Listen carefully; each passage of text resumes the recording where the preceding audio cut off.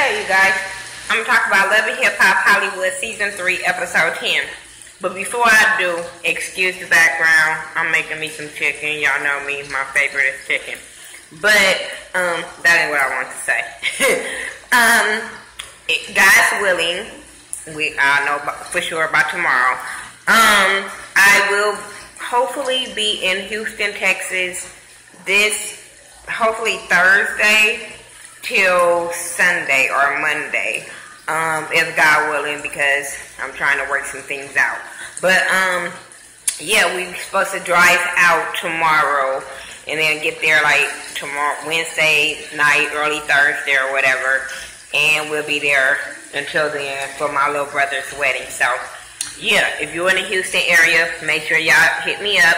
We can probably do something probably that Friday, because I don't have no plans that Friday, so maybe that Friday we can all link up and do something. Anyway, let's start with where can you turn it for me?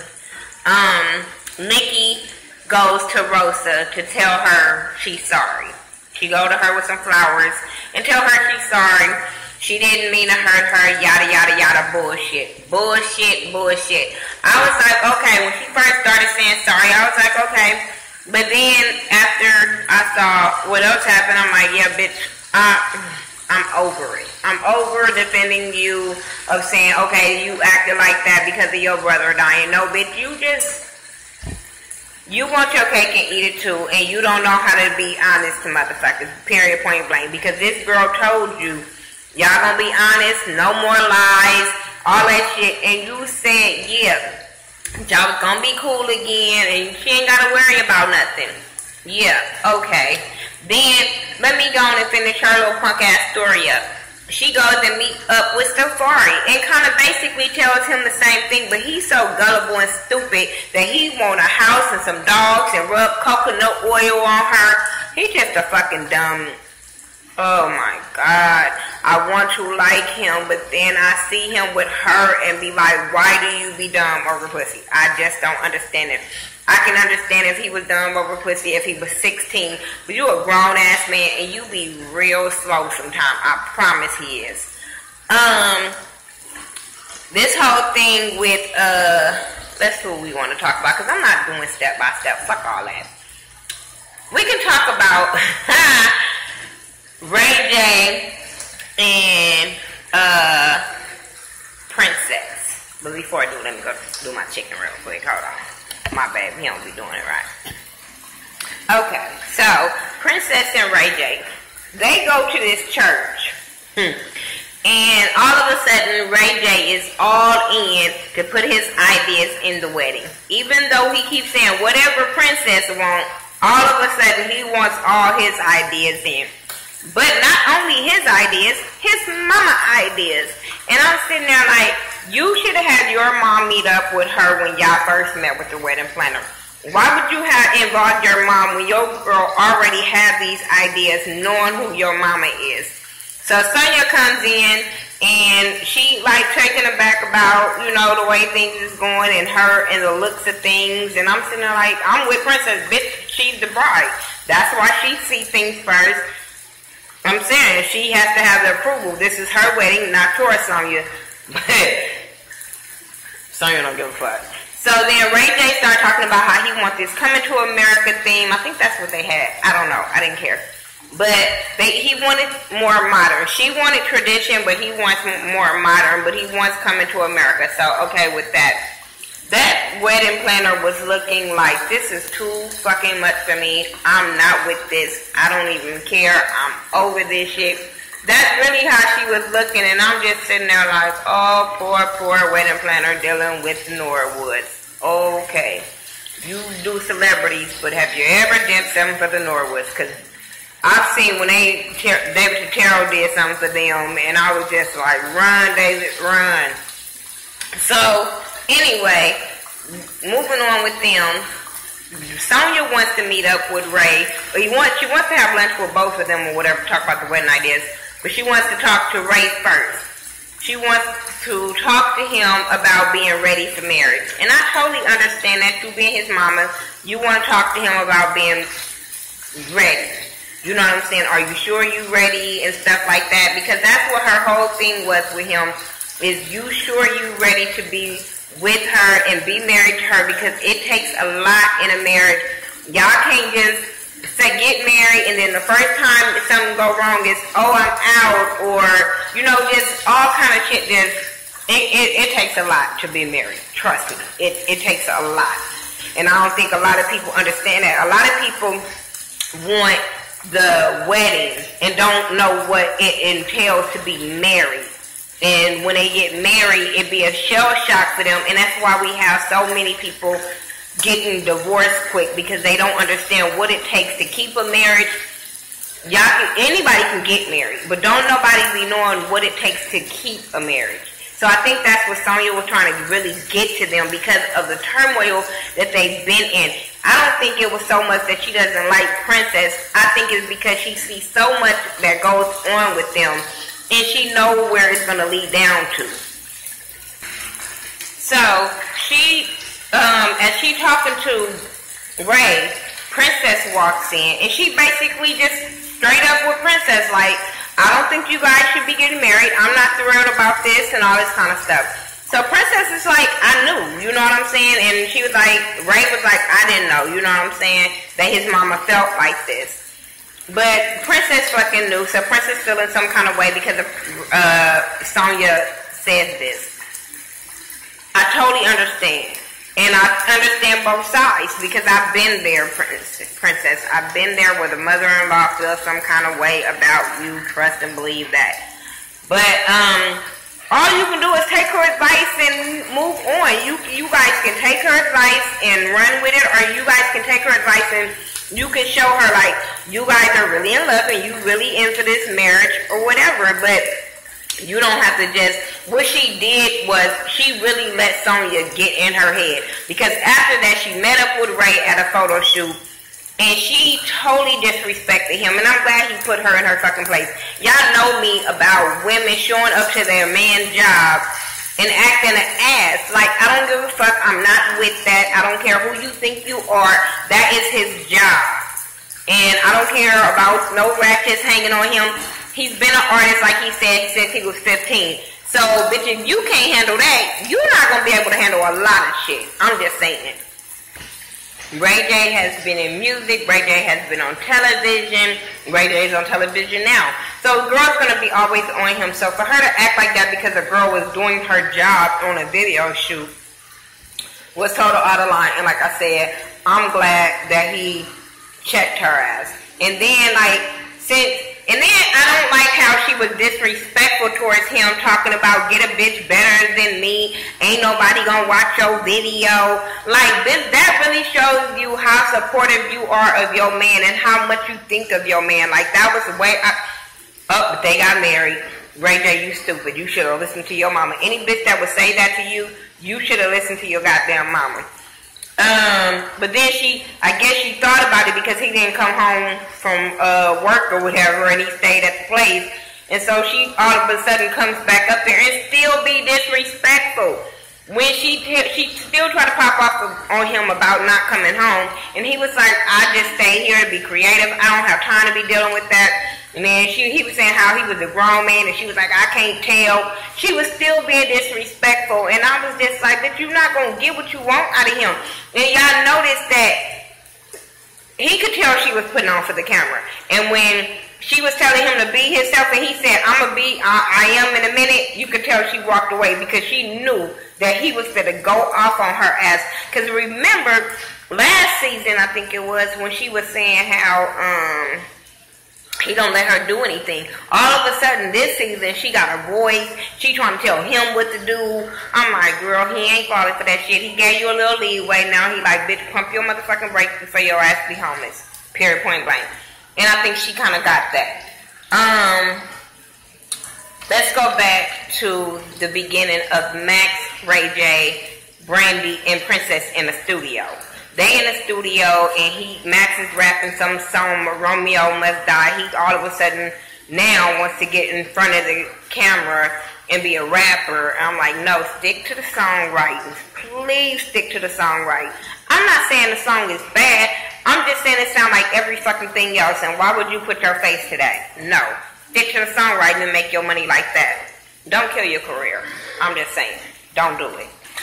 I feel like if he rap and he sub, then people gonna take him as a joke. So I'm like, don't do that. So anyway, they trying to go to In-N-Out to get them something to eat. Him and Ray J, they all about going to get them some In-N-Out nasty ass food. I'm not with that. But anyway, so they like Princess and Homegirl like, wait, we got a surprise for you. And coming to surprise is Jason Lee.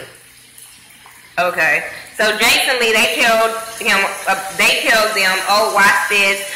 They got something on Moniece or whatever. So Ray automatically know this is about to be a fucking disaster. Why are we doing this? This is about to be a fucking disaster. And if it has something to do with Jason, which he's surprised that he's in there knowing that him and Brandy didn't get along, and Brandy with her old crazy motherfucking ass, it's going to be too much. So all of a sudden they pop in this tape because he was like, oh, you got her skeletons. He was like, I got a whole cemetery. And I'm like, you's a messy motherfucker. So he popped in this tape, and he was like, I got an appetizer, a little appetizer for y'all. And he showed him, I guess, a sneak peek or something of Moniece's sex tape. So they watching. Ray immediately turns his head. He's like, no. I'm like, why? You already hit that. You hit it first. I'm just saying.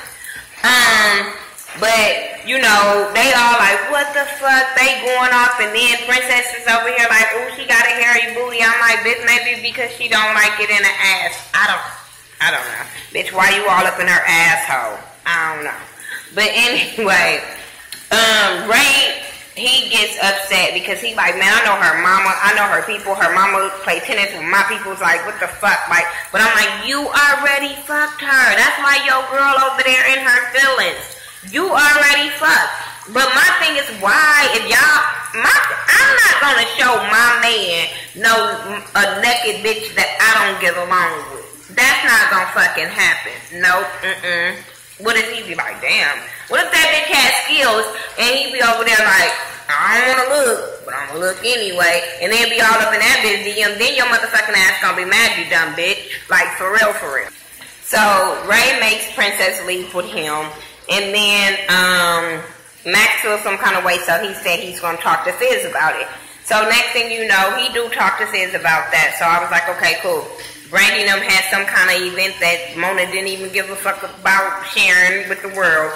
Because once Fizz got there, he took Fizz outside. Editing was really fucked up because after he talked to Fizz, Fizz left. I'm like, goddamn, so Fizz didn't even try to stay for the event and support? Okay.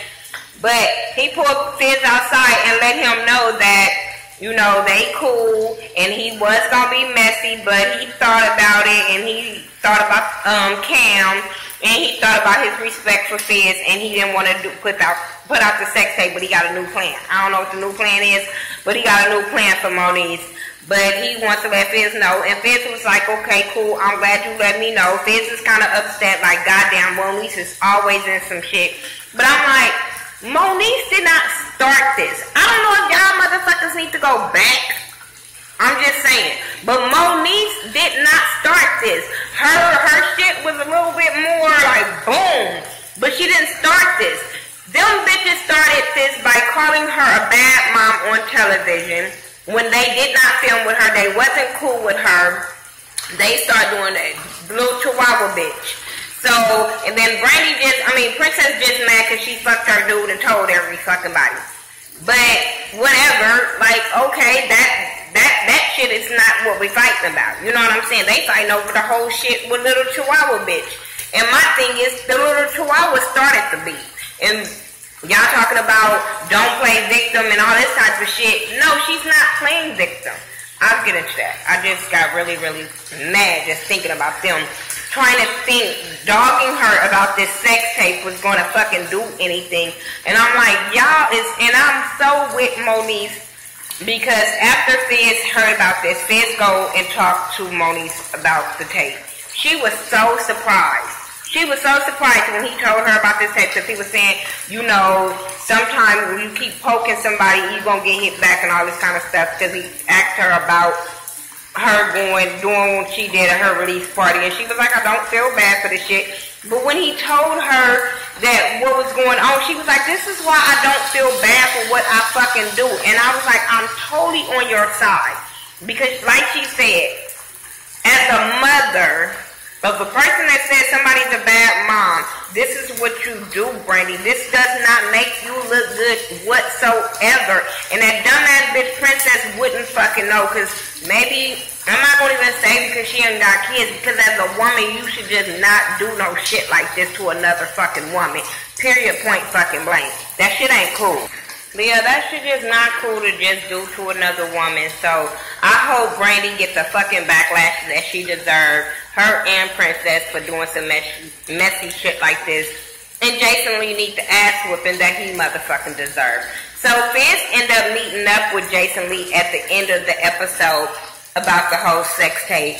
And he just over it. He's mad. And Jason's whole thing is, don't shoot the messenger. Really? Really? Why not? Really? Why not? I'm sorry. You don't have no beef with this girl, but you want to put out her sex tape.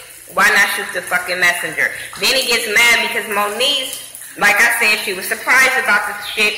So she put her attorneys on it and sent something to all the motherfucking parties she thought was involved because she wants to know who got the sex tape because she didn't give her consent. So she wants to know what's going on. And if y'all can saw the frustration and the anger in Fizz's face because Fizz wanted to knock Jason's ass out. Then all of a sudden Jason starts changing his story about, oh, I don't have the tape in my possession. I have access to it. Then he tried to, when Moniece walked up, he was like, oh, well, you know who have the tape. It's the person you were in the tape with. But even like Fizz said, but you did something, you was doing this to be messy. You was doing this for your blogs. You were doing this to make money. So all you motherfuckers need to be in trouble. And you would have kept going with this shit if this girl wouldn't have put her fucking legal team in place to handle y'all ass. You would have fucking kept on going with this shit. I'm not with motherfuckers writing blogs on people and trying to exploit people just for fucking fame and money. No, that just shows you what kind of fucked up person you are and that you need your ass whooped. I'm sorry. I'm glad I got the fucking kid. My kid's father is love me enough to protect me and would have whooped Jason ass for some shit like that. Just And I'm glad Fizz, even though he don't like her being in the drama, he still was trying to protect her. Even not just her and just the son, but he was also trying to protect Moniece as well, and I respect him for that. Okay, I just put my last batch of party games, anyway, I just want Jason Lee to get fucked up. Period. I just want somebody to drag him. I don't give a fuck and not get charged with a hate crime. Because I think, like, as a man, you should have just took the stance like, bitch, this is women shit. I ain't in that shit. This is between y'all. You go dig up some woman beef on her. I don't have no drama with her. For him to use, oh, we dig up shit on everybody, but you just now using this? Shut the fuck up. Come on, like, oh, he should have got his ass whooped. Last but not least, I want to talk about the funniest shit. Is A1 and Safari was at somebody's house. I don't know if it was their house. Yeah, I think it was their house. Chilling. Pam was there. And the tow truck showed up to tow A1's car. Apparently, A1 had bad credit, so Lyrica Sr. got a car up in her name for him. So she sent the man to tow the car. So then she pops up. I'm like, why would you do this? Your daughter not there. You should not have came to make sure this went down. But you wanted to run your ass up. So then, Pam started popping off on her about you doing this. But because he was like, I paid off the car. And I was sitting there like, damn, that's fucked up. But so she just towed the car to her house. It wasn't like she towed it back to the fucking car dealership. She told it from their house to hers because the car is in her name. And I'm like, when you paid that car off, you made the mistake of not putting it back in your name. But okay, maybe he was like, okay, shit, ain't nothing going on, so let's keep it in her name. But I thought that was really fucked up for Lyrica Sr. to go and tow that boy car. But it was funny as fuck to see Safari, like, I got my motherfucking homeboy back and jumped on the fucking tow truck. I was rolling. I was like, Safari is a fucking idiot. But it was funny. It was like an idiot funny. Like, I laughed so hard. But next thing you know, Pam and Lyrica is going at it or whatever. And then Lyrica Sr. tried to run up on Pam. Lyrica Sr. You lucky them security was there. You lucky, because Pam was going to give you the motherfucking business, and I was all here for it. I'm telling you, we like, let her go. Let that bitch go. She like, come on. I'm like, please let her go. Please. And y'all know I don't like old-ass women fighting, because I feel like, girl, it's a better way to handle that. But I'm like, I wanted her to let her go to get her ass drug across that motherfucking grass. I don't care what nobody say. Pam would have fucked her up. Period. Then while that shit was going on, A1 takes it upon himself to jump in Lyrica Sr. car and take off. I was rolling. I was pumped up. I was like, he petty than a motherfucker, but I was so here for him jumping up in our car. He was like, if you gonna come fucking tow my car, at least make sure your keys ain't in your shit. And he took her fucking car. I said, oh. So she was telling the tow man to take the car. I said, well, bitch, how you gonna get home? You should have got on the passenger seat. How you gonna get home? Uber? I'm just saying. So Lyrica Sr., I guess, got all kind of phone calls, text messages while she was gone. She walked up because they only got one car. So she walks up and she going off about why is her mama car there, yada, yada, yada. So they like, because your mama came and towed the car. So Pam was telling Lyrica Jr., like, your mama is crazy. And she be tripping, and when your mama act like that, then you act like that. You know what I'm saying? You don't act like that till your mama act like that. And then Lyrica gonna tell Pam that she's jealous of her mama. Bitch, where? Why? How? For what? Pam was mad at the motherfucker. Pam was started going off, so they start going at it or whatever, talking shit to each other or whatever. And then next thing you know, Lyrica tried to fight Pam. So A1 gets in the middle of it. Next thing you know, she like, you need to marry your son. And I'm like, bitch, you wrong. You out of motherfucking line. You are so out of fucking pocket for jumping on Pam, because all she was doing, I don't think she was even trying to be malicious when she told her, you act a certain way. When your mom come like, you a really pretty girl, you really cool, but when your mama act ugly, you fucking act ugly. Because it seemed like y'all was getting along. You know what I'm saying? And I felt like that was really fucked up. They just started going at it. And I was with Pam when Pam called her a spoiled bitch. I was so fucking with her. I'm not with Lyrica motherfucking Junior or motherfucking Senior. For real, for real. And I like the Lyrica Junior because I like her talent. But after that shit, I was like through with her. Like, hell no. But anyway, that's all that happened on Love and Hip Hop Hollywood Season 3, Episode 10. Y'all tell me what y'all thought about it. My chicken almost done, so I'm about to go eat and finish packing up my stuff. And like I said, if you're in the Houston area, hit me up. Yeah, I'll be in the Houston area. That's where I'll be. Yeah, follow me on all social media sites, Thaghettoview, THA, not THE. And I will talk to y'all in the next video. Peace.